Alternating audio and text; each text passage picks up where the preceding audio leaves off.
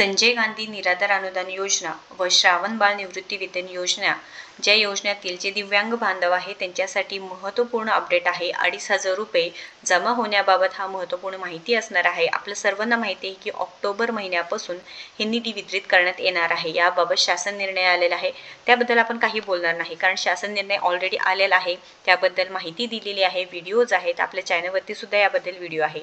परंतु आता नाशिक जिल्ह्यातून एक अपडेट सुद्धा आलेली आहे, एक प्रेसनेट सुद्धा आलेली होती की जे दिव्यांग बांधव आहेत त्यांना 2 दिवसांच्या आतमध्ये जे UDID कार्ड असू द्या म्हणजेच अपंगत्वाचे प्रमाणपत्र आहे, पासबुक आहे, बँकचं आधार कार्ड आहे, हे सर्व तुम्हाला 2 दिवसात तहसीलदार कार्यालयामध्ये जमा करावे अशी बातमी आली आहेत। आता बरेच जण असं म्हणत आहे की ही फेक माहिती आहे, तर 100% ही खरी माहिती असणार आहे।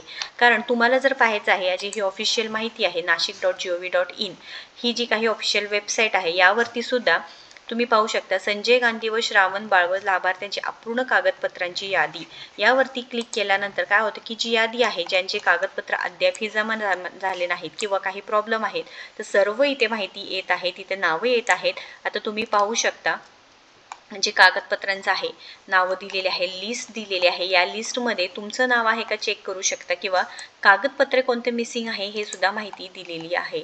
तर यामध्ये आपण एक फॉर एक्झाम्पल बघून घेऊया। इथे पाहू शकता की जी कागदपत्रे नाहीत किंवा जे सादर करावे हे सुद्धा इथं माहिती सांगितलेली आहेत।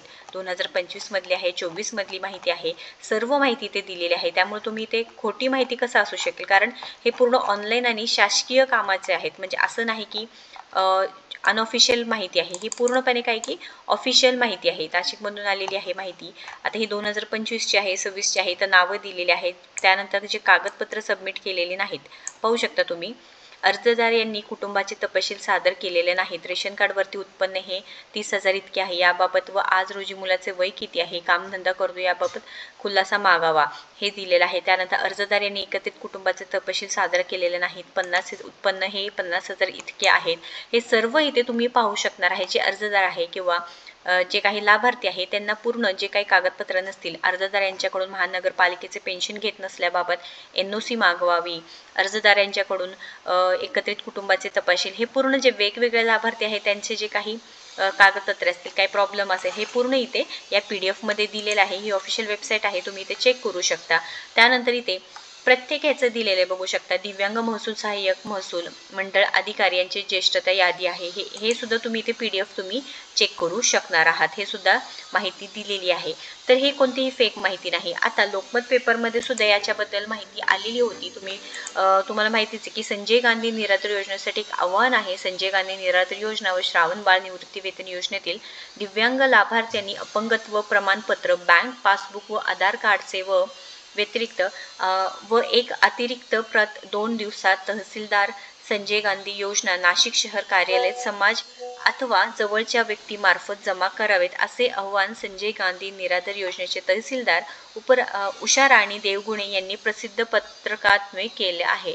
तर जे प्रेस नोट होती त्यामध्ये सुद्धा ही माहिती सांगण्यात आली होती की सामाजिक न्याय व विषय सहाय्य विभागातील महाराष्ट्र शासनाच्या संजय गांधी निराधार योजना व श्रावण बाळ निवृत्ती वेतन योजनेतील दिव्यांगांना लाभार्थ्यांना माहे ऑक्टोबर 2025 पासून दरमहा 2025 इतके अर्थसहाय्य अदा करण्याबाबत हा जे काही माहिती आली आहे, ओके, की पैसे द्यायचे आहेत किंवा जे पैसे जमा करायचे आहेत त्याच्यासाठी डॉक्युमेंट्स लागणार आहे तुम्हाला, बरोबर आहे का, त्याशिवाय होणार नाही। त्या अनुषंगाने संजय गांधी निराधार योजना व श्रावण बाळ निवृत्ती वेतन योजनेतील सर्व दिव्यांग लाभार्थ्यांची यादी ही काही जी ऑफिशियल वेबसाईट आहे त्या संकेतस्थळावर प्रसिद्ध करण्यात आली। आता ही यादी तर आपण पाहिलेली आहे, बरोबर आहे का।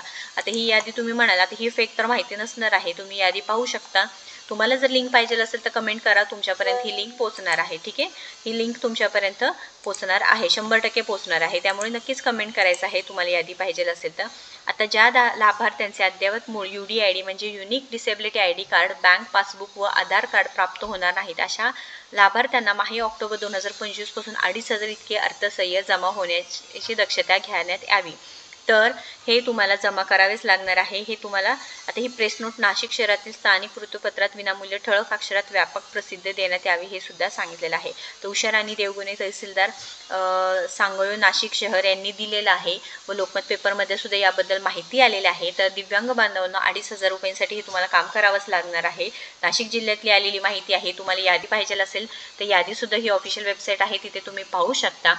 तर तुम्हाला आता हे 2,500 रुपये नाही मिळालं तर परत प्रॉब्लेम आहे की आम्हाला हे पैसे मिळाले नाहीत, पण आता हे तुमच्यापर्यंत ही माहिती पोहोचवली आहे की जेणेकरून हे तुमचे पैसे तुमच्या खात्यामध्ये जमा होण्यासाठी, ठीक आहे। तर लवकरात लवकर तुम्ही हे 2 दिवसाच्या आत काम करायचं आहे आणि व हे सर्व जे काही तुम्हाला सांगितलेलं आहे की म्हणजे 2,500 इतके अर्थसहाय्य मिळण्याकरिता सर्व दिव्यांग लाभार्थ्यांना आपले UDID कार्ड, बँक पासबुक व आधार कार्ड व एक अतिरिक्त प्रत 2 दिवसात तहसीलदार संजय गांधी योजना नाशिक शहर या कार्यालयात समक्ष किंवा जवळच्या व्यक्तीमार्फत सादर करावे। तर हे लवकरात लवकर करून घ्यायचं आहे। या संदर्भात काही प्रश्न असतील किंवा अडचण येत असेल तर नक्कीच कमेंट बॉक्समध्ये विचारायचं आहे व हे जास्तीत जास्त आपल्या बांधवांपर्यंत पोहोचवायचं आहे, जेणेकरून काय होईल की पुढे 2,500 रुपये न मिळण्यासाठी किंवा वंचित त्यापासून राहू नये यासाठी त्यांना नक्कीच मदत होणार आहे, 100% मदत होणार आहे, ठीक आहे। आणि अशाच महत्त्वपूर्ण माहितीसाठी आपल्याला सबस्क्राईब करायला विसरू नका। धन्यवाद।